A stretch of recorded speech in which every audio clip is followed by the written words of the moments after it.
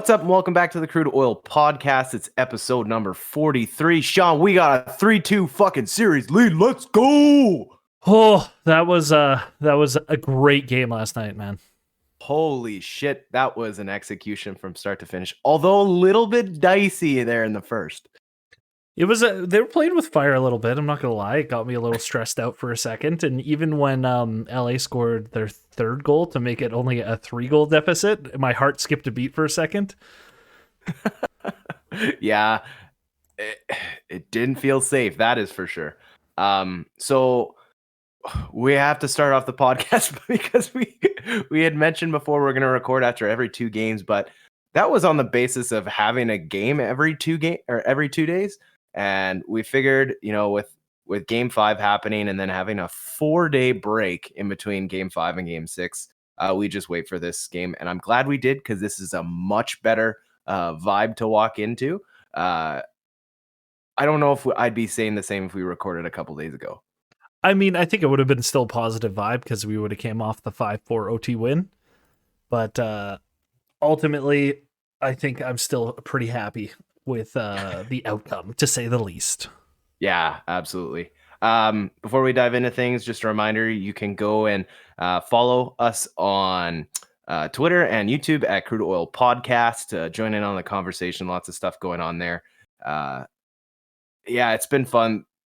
I don't know if there's a fan base that's more like pumped and interactive on social media right now. Not even on social media, but I saw a tweet from Tony Brar. I think I'm saying that last name right. But the watch party on Saturday sold out within like 5 minutes, and we don't even have a fucking start time for game 6 yet. Well, I'm not surprised by that in the slightest, especially with the fact that tickets are $5. Yeah. I remember I went last year. There was probably like 8 of us, and we bought out an entire row. So it was like 12, 14 seats. And then we just had the whole row to ourselves. So everybody kind of had that extra space. And then you got to bring some extra people along as well, because you had some extra tickets in your back pocket, which is not something I would ever be able to do at a regular Oilers game. Totally. So interestingly enough, if you're listening to this, I can guarantee you're probably a pretty diehard fan. What is your preference listening or watching games, I guess? Like, do you like to sit alone? I know, Sean, I like hanging out like in very small groups. But I'm just curious what, like, the vibes down at Ice District look awesome, but I don't know if I would do well sitting there like watching a game. Let's see. From my experience with you, at least, I would say if the team is winning, being around people is great. But as soon as we're losing, it would not be great. I feel like Greg came over to my place to watch the game on Sunday. Yeah. And when Edmonton went down 3-0 after the first, Greg was seemingly ready to just go home and like curl up on the couch and watch in anger by himself. But I didn't. You didn't. That's the positive part. And then it turned into an actual fun game to watch. But I could feel the stress emanating from the couch next to me. Hey, we went out and bought grapes and nibs for game 5 too. So I'm keeping on that trend. Anything to keep those fingers busy, to make sure you're not freaking out. But myself, I personally like to watch with a couple people. Like, I find by myself, I get too distracted by other stuff, and I like to talk. I'm not going to lie. I'm a big talker. That's fair. When I watch games with my dad, for example, he talks, but he doesn't talk a lot. So a lot of the time I'm talking at him.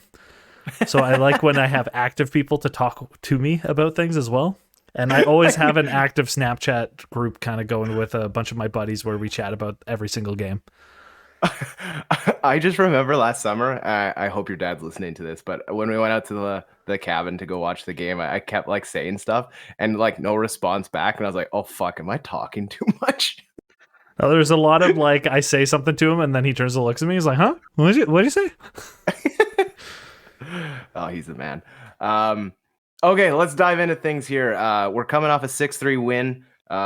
Let's just work our way backwards, back to game 3. We'll talk about how that kind of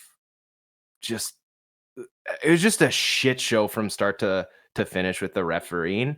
I don't like complaining about refs, but I think we need to talk about it in that game. Yeah, I would agree that I have to say my tune changed pretty aggressively after game 3, considering I believe after game 1 and 2, I was saying, like, yes, Edmonton's been like taking a lot of penalties, but they've all been fairly warranted penalties. Like, I was Hmm. never really mad whenever we'd take one in the sense that it was a bad call. I'd be mad because you'd be like, what the fuck is your problem? Why are you taking that stupid penalty? But this game honestly got out of hand. Like the cross check they called on Ekholm in the first, as well as the roughing on Desharnais, just Oh, completely pointless. And then not even to get into like the Draisaitl unsportsmanlike penalty. That was like embarrassing for them to fucking call that penalty. yeah. I know I talked to you about it, but there's that clip going around that made it look like he touched the ice before, but apparently might be a doctored video out there. Regardless, like even if he slashed him with whatever he's doing, I get the understanding. Like, don't give the refs any um motivation to call that against you. But that's baby shit stuff. Like, you wouldn't even call that in the regular season. That's such garbage.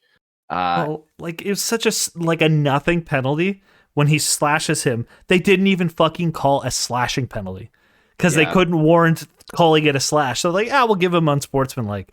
Like, fuck off. Like, that's part of the fucking game. Is Yeah. this like banter back and forth between teams across a 7-game series? That shit happens every single play. Like, Mhm. it's just embarrassing. I'm like, should Draisaitl have done it? No, absolutely not. It was stupid for him to do that in the first place because he's just asking for it. But with that being said, like, the refs probably should have talked to him after that goal. Like, maybe they did beforehand. Like, I think it was the game prior when in game 2 where Draisaitl went skating by the Kings bench after they iced the puck in the last minute and did like the crying Oh, the face and was deer. probably Yeah. talking a lot of shit. So maybe the refs talked to him after that and they're like, okay, you got to stop taunting them like after these kind of plays. And maybe Hmm. they just had enough and finally gave him one. Like, that would be the only way I could give the refs the benefit of the doubt in this situation. But otherwise, like, I think me and every other fan was absolutely fuming after that. Yeah. I I couldn't agree more. You see the pairing. They went on to ref the Minnesota Dallas game and continued the shitstorm. I don't know if you saw the call that they had on Marcus Foligno, who we'll get into later. Fuck. But that tripping call that he got when he got like stuck in the face, like, what the fuck are we doing? Did Like, you it's did you see the interference call that Felino got in that game where he hit a guy yeah, who had the puck and they called yeah, interference? yeah. Like, yeah, those maybe it's just those refs. Who knows? Like, there's been some questionable calls since then as well, but not quite to the same degree, let's just say. Yeah. All right, I want to get into the high stick, the Velarde high stick in overtime. Um, I get Nugent Hopkins penalty. Like, you're gonna, it's just the way things go. Like, if you're gonna slash somebody and their stick breaks or falls out of their hands, they've got to call it. It's just something that's been happening all year. If it Um, breaks, I agree that they could call it. I don't agree if it falls out of their hands. I'm kind of with you there. I will die on the hill that if you drop the stick because somebody fucking slashed you, then you need to squeeze your sticks tighter. Like, you should Yeah, should get an embellishment penalty for dropping your stick. yeah. I, I, I don't disagree with that. That's for sure.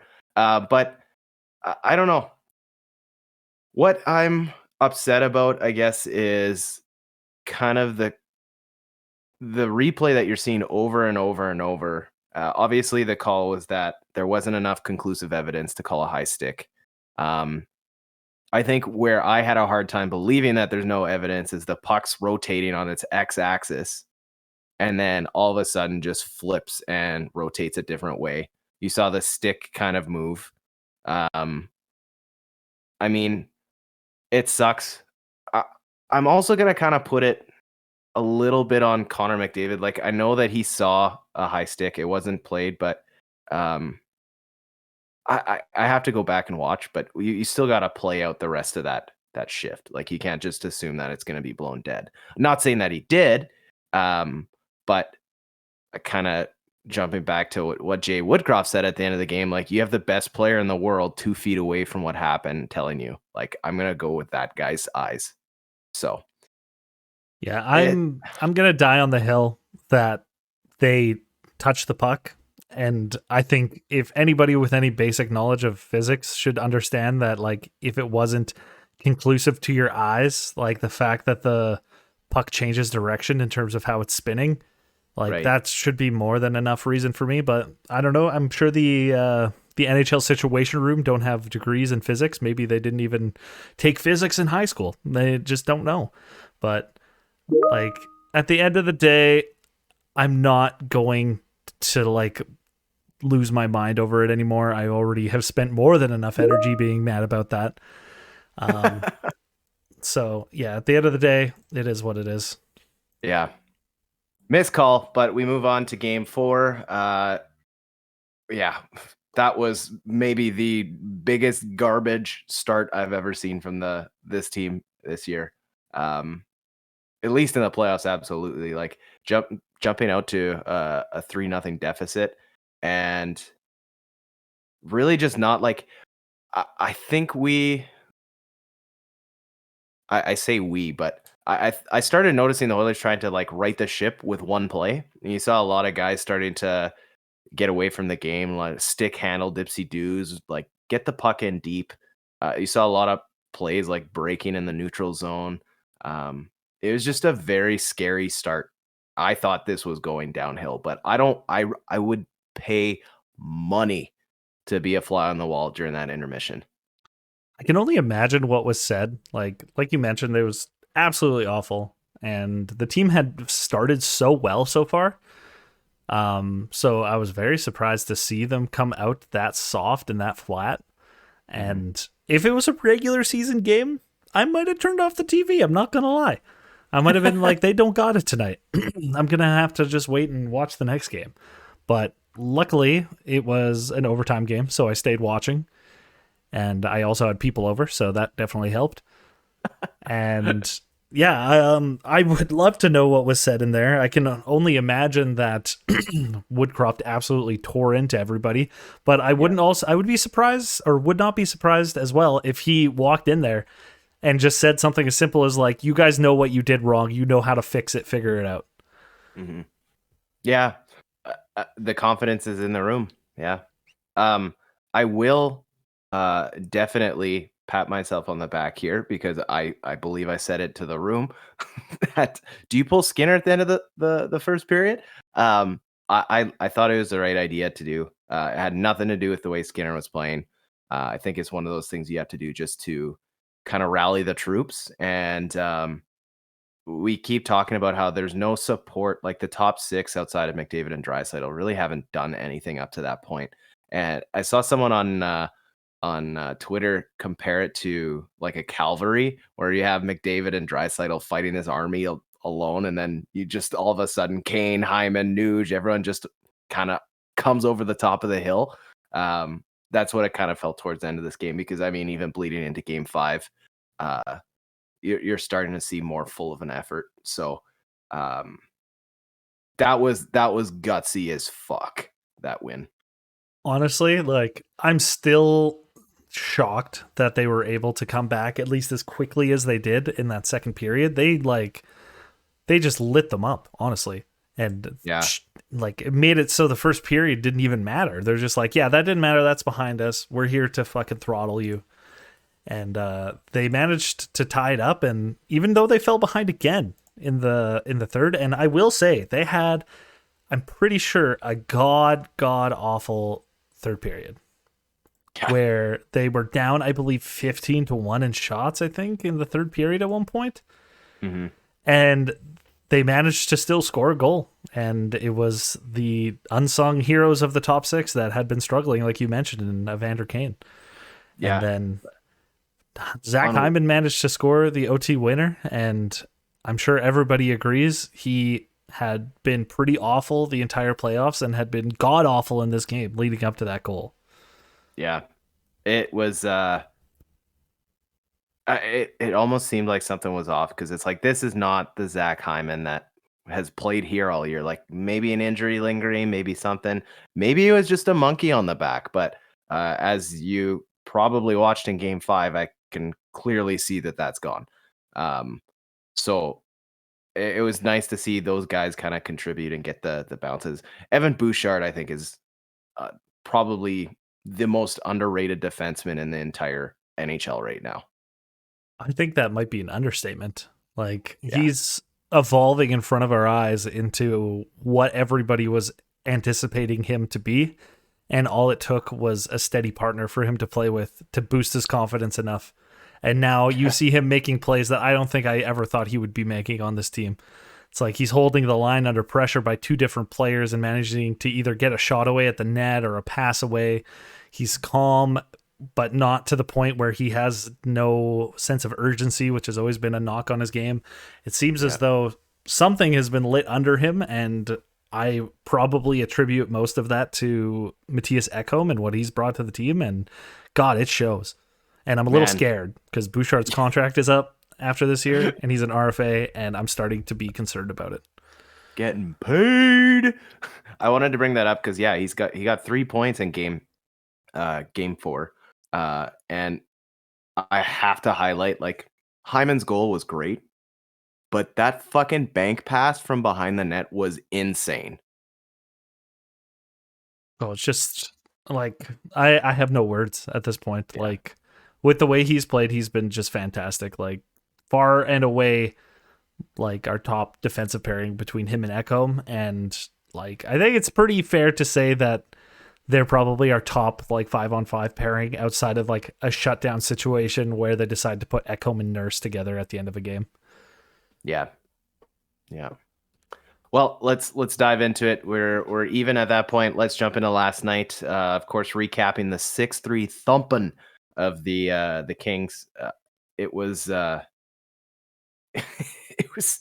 it was very like roller coaster in the first period. I noticed like in the offensive end, like the forecheck was insane. It was like a 3-1 forecheck, and then you have a like just no defensive responsibilities back the other way. Like I was actually worried that like we were going to see another game where Campbell might, wind up back in net.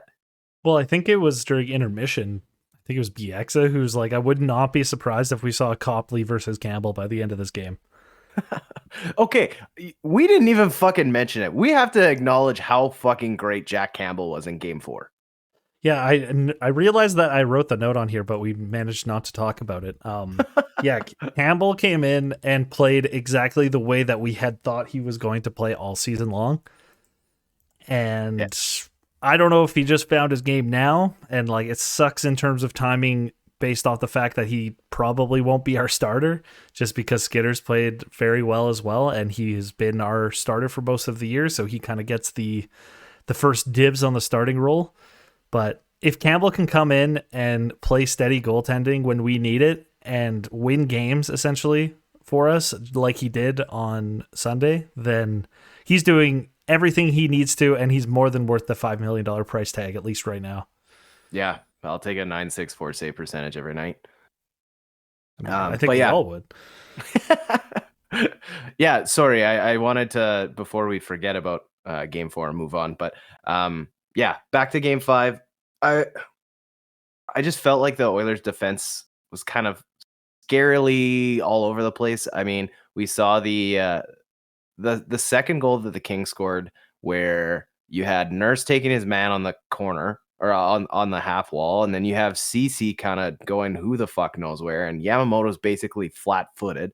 Like it was like, what the fuck are we doing? But it felt like there was a period like where it's like back to back to back to back goals.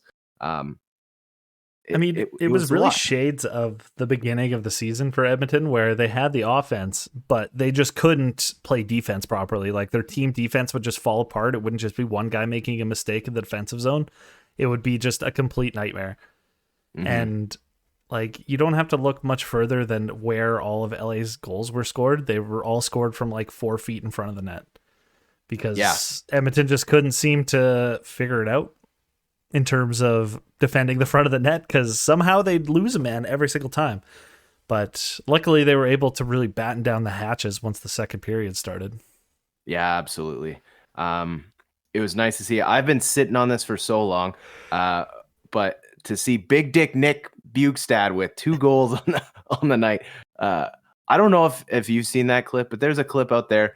It was towards the end of the season when Louis DeBrusque was talking about how uh, he's trying to be funny and just call him Big Nick, but he slipped on it and ended up just saying Big Dick Nick. So that's an instant nickname. But I thought he was fantastic tonight. I mean, I think he's been fantastic this entire playoffs. Like now the points are starting to come, and he did slide up into the top 6, which has been like, it was great for the second line in terms of just defensive responsibility. And Bukestad's already showing that he could produce more than unfortunately Yamamoto has been able to in that top 6. And it gives like pretty much a guaranteed face-off like win when he is on the ice. Well, yeah, because he was lining up with Nuge and Hyman, right? I believe he was lining up with Nugent Hyman because they had Draisaitl playing with McDavid and Kane on the first line. Right, just loading everything up. Yeah, I thought he played great. It really helped. I thought they complemented each other well. It really helped Hyman get to that next level that we're used to seeing him perform at, especially in playoffs. Like, I don't want to lose sight of how great of a game he had either. Like I thought he was gonna score off of every fucking limb that he had. Obviously taking a puck off the face and then what thought to be his leg. I swear to God, like I thought he was dead when he took that slap shot. I was so lucky that was a knuckle puck. Honestly, I didn't even realize it hit him in the face until he started going through the line and he was holding his chin. Because like I just saw it go in, and I started cheering, and I wasn't even paying attention to where the puck was. All I saw was in the back of the net, and I was like, "Perfect, that's awesome." Well, and I was sitting there watching it, and as soon as the shot went, it clearly changed direction. I just looked over, and I was like, "That went off something, and it wasn't a stick." But I mean, I'm very happy that it worked out that way, and Hyman said it best himself that he will take a puck to the face every game if it means it ends up in a goal like that. So, and then shout out to Sebastian Aho, who also got hit in the face with a puck, but in a much more unfortunate situation as the puck ended up in the back of his own net. Dude, I saw that when I was eating dinner. That was quickly over. That was nasty. Yeah, that was a right in the mouth one. I think Hyman got a little lucky where I think it grazed his shoulder a little bit and slowed down the puck, and then it just hit him in the bottom of the chin, which I think if you're going to get hit somewhere, that's probably a pretty good place to get hit in the chin. I was thinking to myself, like, if I'm going to get hit in the face with the puck and I had to choose, that's probably one of the places I'd choose. Any higher, you're probably breaking your jaw, and then you're getting into the nose and the eyes territory, the temples. Like, you don't want to fuck with that. Yeah, definitely. But, yeah, shades of Ryan Smith. I know I've mentioned before that Hyman's the second coming of Ryan Smith. He just cemented that right there. Yeah, I thought that line was great. I also think that one guy that needs more minutes is Klim Kostin. Like he's a fucking pit bull out there. I mean, he especially needs more minutes in the sense that in game 4 he pretty much got nothing. Yeah. But he's might be just one of the victims of the old 11 and 7 system that we're playing. Like him, and especially the fact that he doesn't play center means that like Derek Ryan's playing a little bit more, just in terms of the fact that he kills penalties as well. So Costa just kind of gets lost in the shuffle sometimes, I think. Like him only playing 10 minutes last night, not fantastic. But I mean, 3 minutes and 38 seconds in game 4.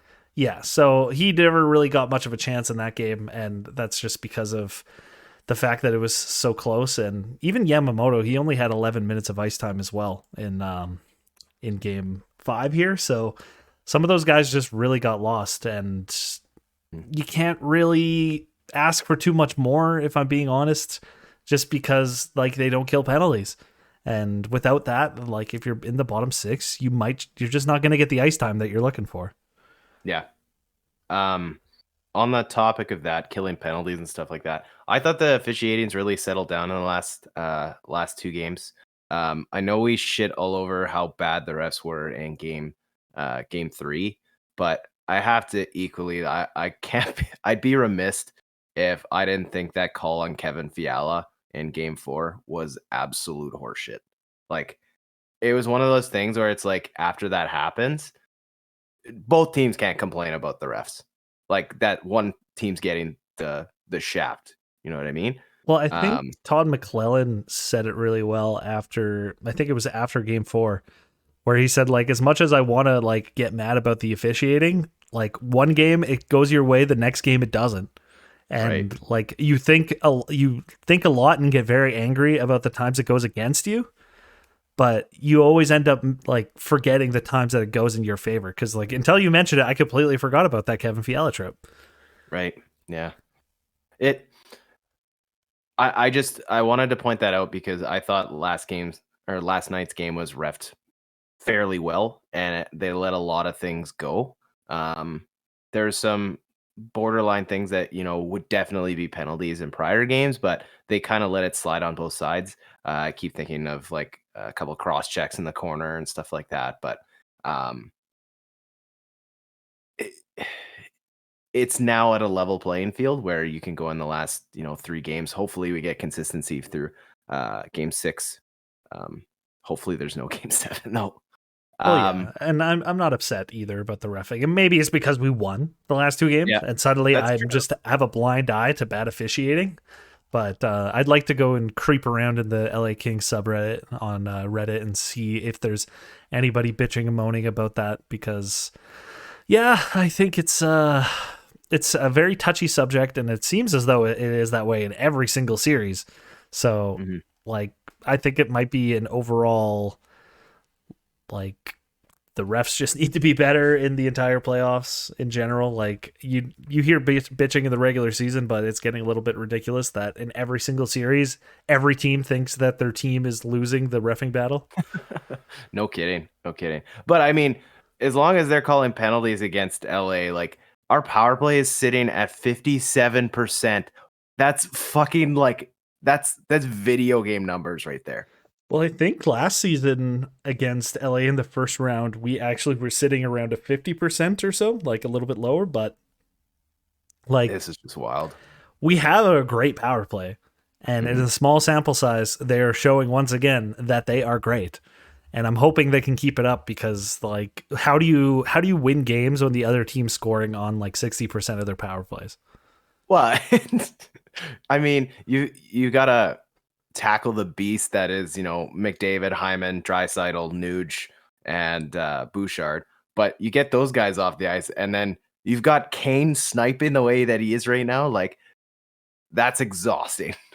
Well, with our lineup healthy, I love our second unit now, Hmm. because when we weren't healthy, we had some questionable choices having to play on that second pairing, or yeah, the second unit, resulting in them not really getting a lot of ice time. But with McLeod back, being able to carry the puck in with his speed similar to McDavid, and Kane having that wicked shot on that side, like it really, really bolsters the second unit and gives them quite the scoring threat. Yeah, definitely. Couple things I want to get into. Let's talk Vinny Desharnais. He's clearly struggling. He's fighting the puck. I mean, this is one of the benefits of having 11-7. Um, so that's kind of my question. Do we keep him still in the lineup? I know a lot of like I asked this on Twitter, and a lot of the responses that we got. I'll actually bring those up while I'm getting to my point here. But a lot of people saying that you should just uh, keep him on the penalty kill for right now, and basically like sit the rest of the game. But what's your thoughts? Like, do we continue to run 11-7 and get him minutes, or do we insert Dylan Holloway? Because that seems to be the other option. Well, let's look at this on a game by game basis. I think game 1, 2, and 3, he was okay. He took some bad penalties at times, but he never and like fell over sometimes to result in on man rushes the other way. So he did look a little out of place there, but he never was the reason the other team scored per se. And like everybody wasn't calling for his head. But that first period in game 4, that was rough. And it resulted in him getting benched and playing like what, like 3 to 5 minutes of ice time all in the first period. And then he never saw the ice again. Yeah. So, like, my thought is I really like 11-7, and it's working. We've won 2 games in a row using it. So I have a hard time thinking we should go away from it. But with that being Yeah. said, like he has been pretty rough. He played really well in game 5. I never noticed him on the ice really, which is kind of what I like out of defensemen, but Yeah. I so just reading some of the shout out to our buddy Brad in Calgary. Like I asked the question about Campbell or Skinner, Holloway or 11-7, and like what you do with Vinny, and then what you do with 29 and 97, and he basically nailed it. Like he said to go 11-7. You got to play McDavid and Draisaitl together, and you go with the goalie that looks and feels the best. But back to the thing that was kind of shocking to me. Brad mentioning that you'd keep Desharnais in the seventh spot and kind of elevate Broberg, and which I agree with. I didn't see it last night though. Like Broberg only finished with 8 minutes, and Desharnais had like basically double. yeah, Desharnais was sitting around 15 with Broberg at 8. Sorry about that. My throat dried out mid sentence and I literally couldn't talk anymore. It just went into nothing. I thought you died. Yeah, pretty much. But yeah, like going back to your point as well, I don't think inserting Holloway in the lineup is necessary at this point. If anything, he's going to bring offense to the team, and we don't really need that. It's not like we're struggling to score. Yeah. So I'd rather have a better focus on playing steady defense, having Desharnais for the penalty kill, or even having him for those moments when the game gets a little bit rough, just like Jay decided to throw out in the last 2 minutes there. The Costin, Kane, Bugstad forward group with Nurse and Desharnais on the backside. I believe they have like a combined height of like 6'5" and like 220 pounds. Yeah, Giants. Yeah, so it's useful to have them, especially in this super physical series against LA. Like I don't, as much as I love Holloway and I think he might be able to bring a little bit of a jolt to the bottom six, we don't really need a jolt to the bottom six right now. Yeah. I I don't think the time's right now. But I would caution the Desharnais thing. Just keep an eye on it. If it becomes that he's using up a roster spot that you could insert another forward, I think might be beneficial down the road. But I don't think we're at that point right now. McDavid and Draisaitl back together. I think we saw it like right towards the second period of game 4 when they started matching them together. Obviously keeping them together, and I don't know, but I think it's the right call. In this series against LA, I would argue that it's the right call only because they have two very solid shutdown centers in Dano and Kopitar. And playing McDavid and Draisaitl apart allows those two players to be matched up across from those two guys. But if you play them both on the same line in McDavid and Draisaitl, they likely, unless they decide they want to put those two together, will only have to play against one of them at once, which makes it a lot easier for one of them at least to get away from the other one. And that just opens up the scoring chances for them, and it showed in the game with McDavid having room to make some good passes and Draisaitl able to actually get into some open positions for shots. Well, yeah, imagine the fact that like you have 2 or 3 guys on McDavid like they had been the entire series, and then leaving a guy named Leon Draisaitl out just by himself. Like it's not a recipe for success. So I think it forces the Kings to change their game a little bit. And it also allows like guys like Kane to step in and get that confidence back, because I thought he's really elevated since he started playing with those guys. I'm kind of surprised that we haven't seen a lot of Kopitar and Dano maybe playing together against them. That might be a better idea because like LA does have some decent center depth. They have like Velarde and Lazat and Kupari, so they have some guys who can slot in on that second, third, fourth line and have those guys play together. Because I don't know, like when they're together, it's impossible to shut them both down at the same time, unless you have like, I don't know, a Mark Stone or something on your wing to go along with one of those guys. So you have two players who can hang with those guys defensively to match their offensive output. Yeah. Yeah. Looking forward to game 6 on Saturday. do you anticipate any changes? Like, I think you roll with the same lineup, especially with the performance that you had.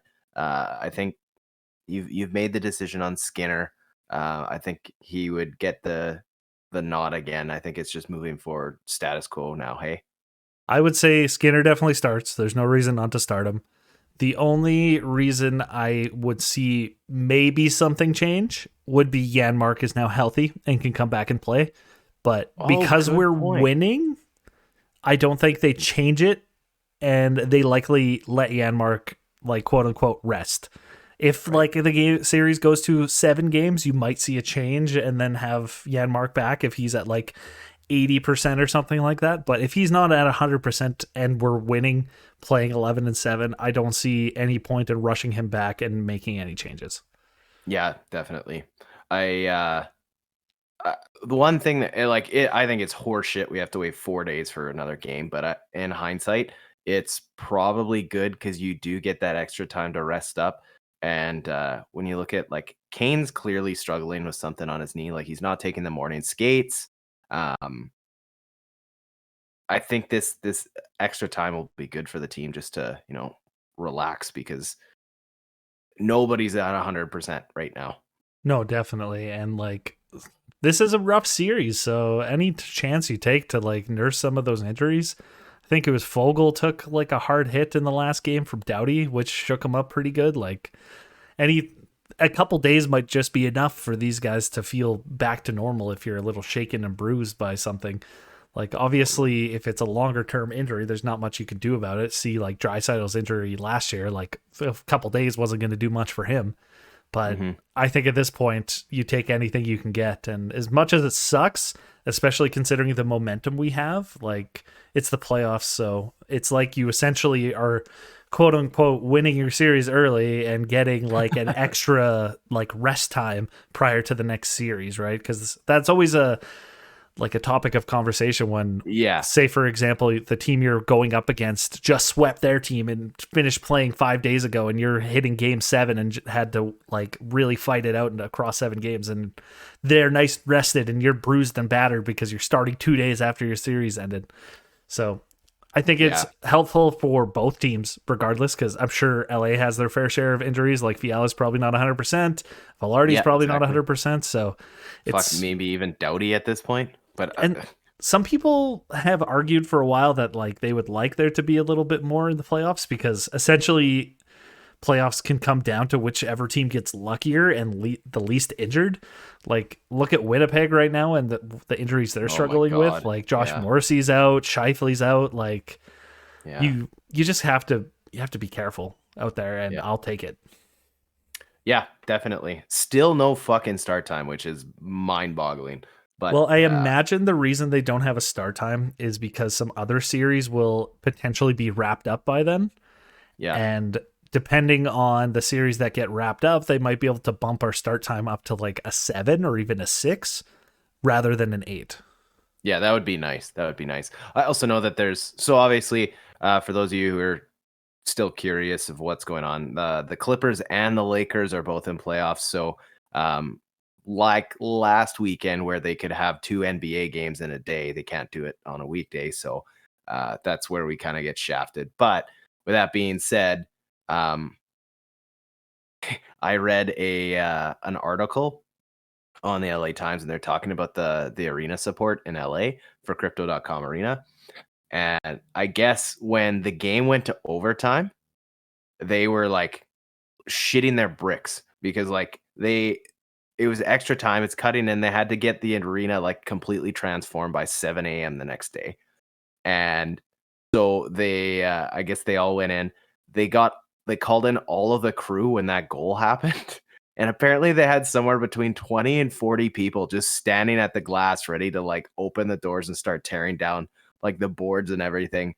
And they're sitting there standing for like what 10 minutes while they're reviewing the Velarde goal. That would Oh, just be a jeez. wild scene. Yeah, I can imagine that. It's really cool that multiple different sports can play the same arena when they have different terrains that they play on. But God, Hmm. it's got to be a fucking nightmare for this scheduling for them. And I wouldn't be surprised, and I wonder if it's a possibility, because I think the Clippers, no, the Lakers, they play tonight. So if they Mhm. lose tonight, they're out. Or if they win tonight, they can move on. So they won't play their game on Friday. Is there any possibility that we play on Friday if that happens? Oh God, I hope they don't move it back.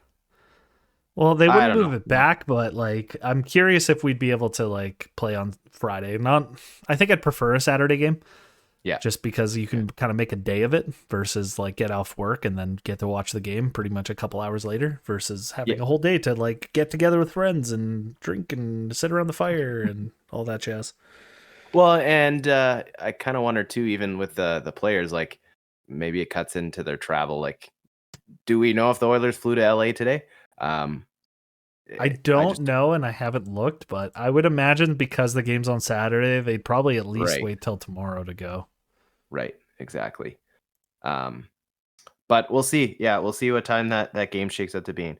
That being said, speaking of arenas, rumors swirling, and then it was kind of made official that Calgary's announcing a new arena deal to replace the old Saddle Dome. Oh my God, I wish I could find the picture of it. Someone did a mock rendering of it that still made it look like a cowboy hat. The funniest thing I saw last night. I mean, I'm excited for the city and the fans and everything because you heard it in those exit interviews from the Calgary Flames players. They're like, this arena is fucking trash. Like, I love the city, but this is something else. So Yeah, they definitely needed one. But yeah, I definitely. will say that the caveat on that is that they need to fucking pay for it themselves. This is my biggest pet peeve. It made me mad with the Edmonton arena. And it's the fact that the city and the province have to chip in money to help build this fucking arena. Yeah, yeah. You have Like, billionaires, yeah, well, that like own these teams. maybe over years, I would like to see somehow some tax breaks come to people like us who are putting our money to taxes that are going toward this. Like, No. but no, we're not going to see a dime of it, especially people in Edmonton compared to the arena going up in Calgary. Like, you're never going to see any benefit from that at all. So, Yeah, like, it's a bit of contentious issue with those kind of things, so I don't want to get too into it. But yeah, it's annoying to say the least. yeah, definitely, definitely. It was always fun to poke at Calgary for the arena that they play in, but I mean, it's literally falling apart. So, um, we'll see what shakes out there. You know, Um, I'd rather they put the money to the high speed train between Edmonton and Calgary. That's what I want. oh fuck yeah, yeah, Like, that would be fuck a sick. new stadium. I want a fast fucking train. So you can go to a stadium. Yeah, I'll ride a 20-minute train ride to go to the Saddle Dome. Yeah, that'd be fucking sick. And I think the other reason that I'm selfishly like really upset is anytime that there's like a concert or anything, it's like basically as cheap. It costs the same to drive to Calgary, get a hotel, and go to the event than it would to just go to the event in Edmonton. Well, I don't isn't know that what it exactly what is. happened last year? You went to the Well, like yeah, exactly. Oilers Flames game in Calgary. Yeah, yeah. So I don't know.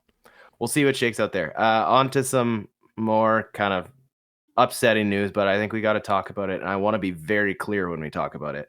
Um, the incident with it's Cecily, right? I want to make sure I'm saying that correct. Honestly, I was gonna ask you. I Okay. because I Okay. keep reading as like Cecily, but I'm like, I don't know Yeah. if that's right. And I So I apologize if apologize. we're butchering Yeah. it. Yeah. Yeah. I saw on the news. I just didn't get to the TV in time to, but I've been reading it anywhere. Obviously, an ugly incident with you know being sworn at and being spit on. Spitting is like one of the lowest things I think you can do to another human being. Cecily. But uh, I you have to acknowledge that that is a shitty thing to do, but you have to acknowledge that that can't paint the fucking entire LA Kings fan base. Oh, Like definitely. And I had some really good back and forth like conversations with LA Kings fans yesterday, and they're just like us, right? well, it's the same. Not well, it's not the same because I think this is worse. And just an FYI, I did Right. click on a video that pronounced the name, and it's Okay. Cecily apparently. But I know that Sweet. played into this recording, so I apologize for that in the middle Well, I of didn't hear your anything. sentence. Oh, you didn't I hear it, didn't hear but anything. everybody else will hear it. Oh, nice. With that being said, um, yeah, I think you could look at game one in Edmonton where you have all these like shit Edmonton fans who are throwing beer and garbage on the fucking Right. ice, and everyone's calling the Oilers fan base the worst in the league. Like, what the fuck is this? It's embarrassing. But like, and you can now say the same thing about LA. It's like Yeah. the worst of the worst do not ruin the rest of the fan base. Like, there are a lot of Yeah. LA fans who are just like us, who are just diehard hockey fans, want to see their team win. They hate the refs just like we do. And yeah, like what happened was absolute fucking horseshit. And I Mhm. cannot believe that there wasn't another person in that like bathroom or wherever that happened who didn't just fucking jump that guy or something. Because Right. if I saw Yeah. that shit, I'd lose my mind. Yeah, because in the States you see it quite a bit, but like at football games or baseball games, you'll see like fights break out, and like a lot of the times people will be fighting because then wearing the same jersey, and people are like, "Why the fuck are you fighting this guy?" Probably because one guy's being an idiot. Like, um, it's a shitty situation, but there's idiots everywhere, unfortunately, and yeah, it is what it is. Well, on a brighter note, as part of the, let's just say, like outpouring of support for this, I believe there was like 5 figures or so of increased donations yesterday Thank to you for bringing that her up. cancer fund. Yeah, I did. I did see that. That was fantastic. Yeah. Um, And I believe the that's vast very majority of responsible. it was actually Kings fans, from what I'm aware. Yeah, if you go and scroll through it, you can see all the like Kings fans responding. So it's great. Back, I was just trying to remember what I wanted to wrap this up with, but my thought was like, there's a line between like bantering back and forth, calling your team like a piece of shit, like you live in a terrible city, blah, blah, blah, blah. Like, I get that chirping back and forth, but there's a line that you just don't cross. And it's kind of crazy that most rational fans know when you're crossing it. Um, and you could kind of even see it with players. I wanted to bring up the Pat Maroon incident in the penalty box in Toronto. He's speaking of like fans going fucking nuts. Banana Man trying to pick a fight with Corey Perry, and obviously that big ruckus. I don't know if you saw it, but um, Pat Maroon was going back and forth with his fan. He started sticking up his stick to like, I don't know, poke at him or do whatever. And Corey Perry like actually just like grabbed his stick. Was like, no, no, we're not doing that. Like it's that part of the brain kicking in, being like, okay, line, we're done. Honestly, like to hear that Corey Perry was the voice of reason is the more surprising part. But by the way, I just want to bring this up quick because I just am reading it now. Michael Bunting's suspension ended and he will not be playing tomorrow. Oh damn! Or I guess, yeah, that's tomorrow. Did they play tomorrow? Not tonight. Not tonight, no. So yeah, Wow. he will not be playing tomorrow. They said he Are, will get in the lineup eventually, but not tomorrow. do you So think that's a team punishment? no, I think it goes less of a punishment, but more so to the fact that, like we were saying, why would you change a winning roster? Yeah, totally. Totally. Well, I think that's a perfect segue into the other series here. We got to start with Toronto and Tampa Bay because holy fuck, what a comeback. Back-to-back nights of 3-goal deficits being erased. But I saw a TikTok today, and it was like this checklist of like demons that the Toronto Maple Leafs have to slay. And it's pretty insane. Like when you're considering what they've done, they won with an e-bug in net. They have now come back from a 4-1 deficit. And then yeah, we'll see what happens. They've got Tampa on the ropes. I mean, if they could beat Tampa, then they get rid of the round one demon, and then if they can get to the second round, they'll probably play Boston, and then they have a chance at the Boston demon. Exactly. Yeah, But that series has been very interesting. I haven't watched a whole lot of it, but it kind of seems almost similar to the Edmonton LA series, besides the fact that Tampa is a bunch of whiny little bitches who refuse to, they don't know how to lose. That team does not know how to lose. Sean, are we team Toronto? I don't like Toronto. Or rather, I had a conversation with my roommate about this. I don't hate the team outside Yeah. of Mark Giordano. Uh, Um, but it's the fans. I just don't like the ah. fans. Like for a team or a group of fans who haven't won anything in a very long time, and like I could say the same thing about us sometimes. Like obviously we had a bit of a deeper run last year, but Mhm. like we have no right to talk like shit, or they have no right to talk shit the way that they do, because they just haven't like won anything. Like Yeah. if they make it to the conference finals, cool. If they make it to the finals, cool. If they win the cup, cool. But they need to get through this first thing before they can even get back to the level of being able to like just be able to talk shit in general, because I would not be surprised to see Toronto blow this 3-1 lead that they have, but at the same time I don't think it's the same team. Yeah. It'll be interesting to see how it shakes out. I just don't know if Tampa's got the horsepower to come back in this series. So be interesting to see how that shakes out. Um, I want to move to New Jersey and New York because I know you've got a little bit of vested interest there. I did not expect that 2-game deficit to be erased. I didn't expect it in the way that it's happened, where the Rangers win 2 games on the road, and then New Jersey comes into Madison Square Garden and wins 2 games on the road. Right. Like they Yeah. essentially just like, oh, it's just crazy. And the way that they got blown out in both games 1 and 2, and then managed to claw back and win like 3 and 4. I've been very impressed with the way that they've played. And they have their rookie goalie themselves, and Akira Schmid comes in, and I believe he's like leading the playoffs in save percentage potentially. I can't remember now. But especially after Corpusalo faltered pretty hard in the 5-goal game. Yeah. So it's been fantastic. It's fun watching those two teams play because they're both loaded with like offensive firepower, and Yeah. the Devils Definitely. are a young team too, so they struggle, I would say, with some adversity. So it's fun to watch them kind of the ebbs and flows of trying to deal and learn on the fly. Definitely. Yeah, definitely. Keeping with the theme of the East, probably in my eyes, the most boring series of the opening round is Carolina, New York. I mean, yeah. Well, I think we expected that, though, did we not? Yeah. We've talked about how this is just going to be a defensive battle, essentially, where neither team has anybody who knows how to score a goal. So, I don't know. I'm not surprised by that. I thought the Islanders would be doing a little bit better than they have been, but I don't know. I still think the Islanders can win. Well, with everything going on last night, just speaking of defensive battles and stuff that was going, yes, Yarvi wound up with like 15 minutes last night. Wow, that's a big upgrade from being scratched for like 3 games in a No row. shit, eh? That's wild. Wild. Boston, Florida, currently a 3-1 Boston lead. They're about to drop the puck here tonight in a couple minutes. So I think Boston wraps it up tonight. Florida just, they don't have it. They don't have it. I definitely agree with you that I think Boston's going to win either tonight or probably on Friday if they can't win tonight.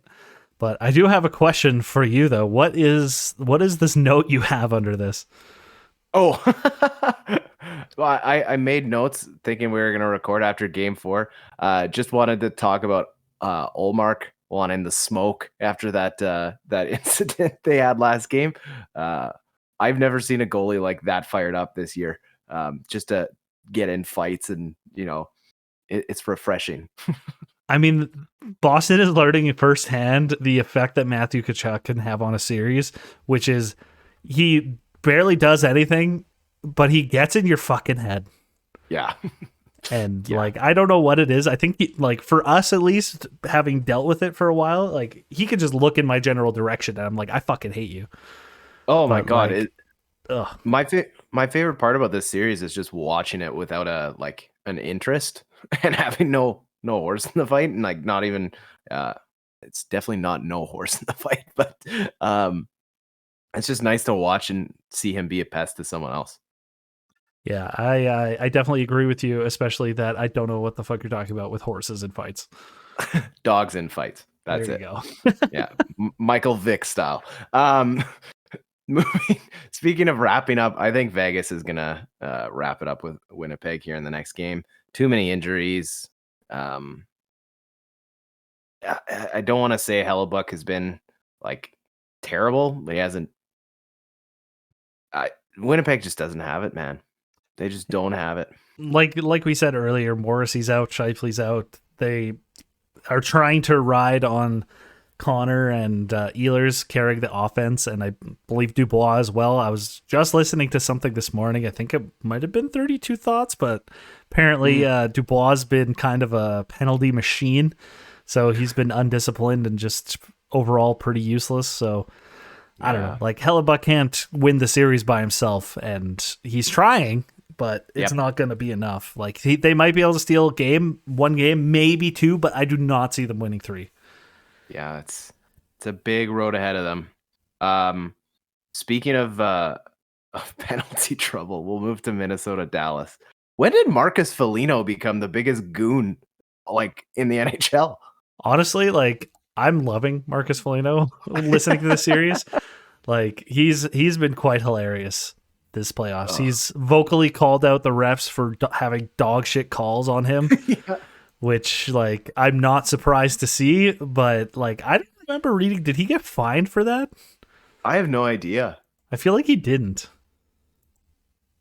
But either way, like there have been some terrible penalties called on him, but then there have also been some pretty warranted ones, and that kind of goes into the last game they played where he took the 5-minute kneeing penalty. Yeah, that was bad. There's a lot of argument between people on whether or not it should have been 5, but like personally, I'd rather see any kneeing penalty always result in a 5. And like to go back to our series, I don't think the Nurse one should have been like a 5. That was more like towing, because I believe it was like their toes that hit each other. So like at the end of the day, I think it deserves a 5. I don't think it deserves supplementary discipline, but Foligno needs to figure shit out because he has 35 penalty minutes in 5 games played, and Dallas has scored 4 goals on his penalty minutes. So like as much as I love to see the heart and him playing hard and things like that, he's really being detrimental to his team at this point. Yeah, agreed. I do like that they are like calling a lot of these 5-minute penalties and then reviewing them. I think that's a good change to the process that we've seen before, especially with like the implications that are on the line. Well, yeah, the 5-minute penalties were always like terrifying, and they could easily just win your team a game just because one guy makes a bad decision in the heat of the moment. And it's the worst one, and they call a 5, and it shouldn't be a 5. Like, it's been good, and yeah, I'm happy that they can knock a 5 down, not just bring a 2 to a 5. So it's been very useful, and there's been a lot of calls that have been knocked down to a 2 from a 5. But speaking of which, there are some that I think should have been a 5 that were not, and that comes to the Colorado-Seattle series, where it is now tied at 2, with Makar being suspended for his interference on Jared McCann, which was only a 2-minute interference penalty because they knocked it down for 5. That was fucking wild. I can't believe that. Like McCann was nowhere near the puck. Dirty area. Literally, as Makar was hitting him, there was a fan in the stands catching the puck. That's how far away the puck was. Yeah. Just like, I just don't understand. Like I believe Makar didn't hear a whistle, or like he heard maybe a whistle and just kind of wanted to like drive him into the boards after the whistle, but like I don't know. I don't know what was going through his head there. Like it doesn't really make sense. Especially Cale Makar, like you don't think of him as a dirty player, but yeah, I was shocked. He's the kind of guy who has his head on his shoulders, so it's the last thing I expected in the heat of the moment for him to just fucking like melt down and make a stupid decision. Speaking of which, do you think the suspension was deserved on top of the 5? Or I guess he did get 5, so he did, yeah. I definitely think 5. Yeah, should have got 5. He should have got. Honestly, maybe 2 games. I don't know. It's going to be interesting, but low key, Sean, I think Seattle might do it. They might be able to, especially if they steal this next one with Makar being suspended. Like, I could see them winning for sure. It's going to be a bit of a stretch though. Like as much as they've played well and they've hung with Colorado, I still don't think they have the goaltending, and Gorgiev's been playing really well. But Yeah, I don't know, like McKinnon and Rantanen really just need to take care of business and start playing up to the level that I know that they can, definitely. and make up for the fact that Landeskog and Makar are out. Yeah, for sure. So I guess we'll see how that shakes out. Again, Game 6 goes sometime on Saturday, but we'll be there to wrap up at the end of the series.